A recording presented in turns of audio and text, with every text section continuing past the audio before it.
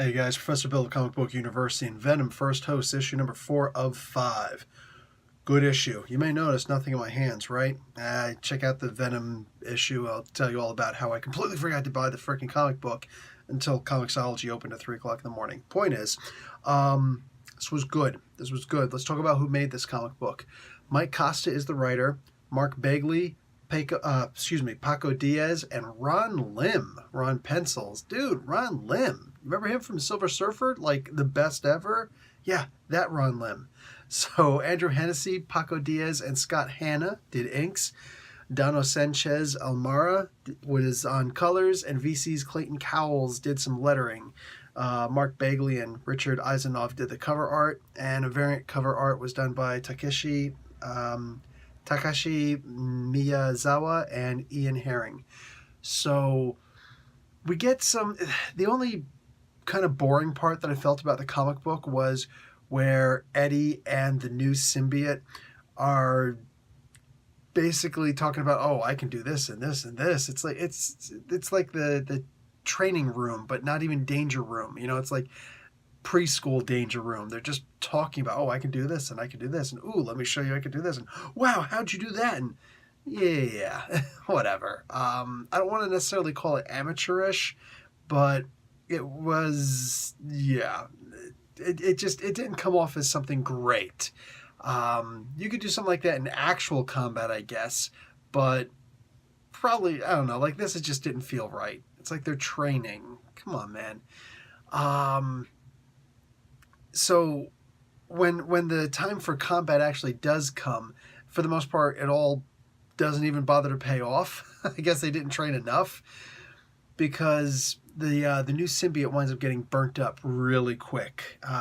They get attacked. They're snuffed. Tel-Kar is a seriously old school CIA level, interspace national whatever. Agent. He's a sleeper agent. He's the guy who's, he's down and undercover behind enemy lines, and you don't know who he is until he slit your throat. That's Tel-Kar, the Kree. As far as Milan's, the war bride, the Skrull, she's more like, okay, we have to take this guy down, but I'm a tough guy warrior, straight up in your face warrior. So her and Eddie go after the Venom symbiote and Tel-Kar. But yeah, dude, Tel-Kar is just, he knows what he's doing. All right, he may not be as strong as the symbiote, but he knows how to fight. He knows how to hold his own, and he's doing it. On top of that, turns out that he released the bomb, and it's programmed for Skrulls right now. So Ward Bride ain't looking too hot. She's looking like at any moment she could wind up being exposed.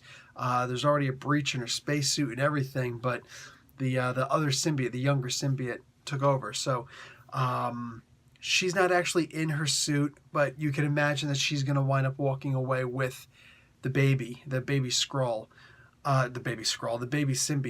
But Eddie does have his symbiote back, and that's all he really cares about for the most part. That's pretty much all he cares about. It's the whole purpose of this trip. So by the end of this, it was interesting.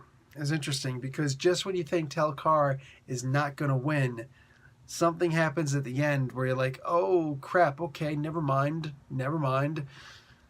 Yeah, that was really good. This was a good, satisfying ending where at this point, I can't wait to read the next and final issue.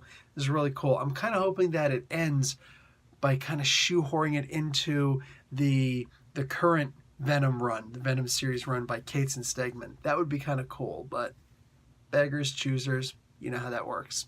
All right, guys. Professor Bill, Comic Book University. Class dismissed.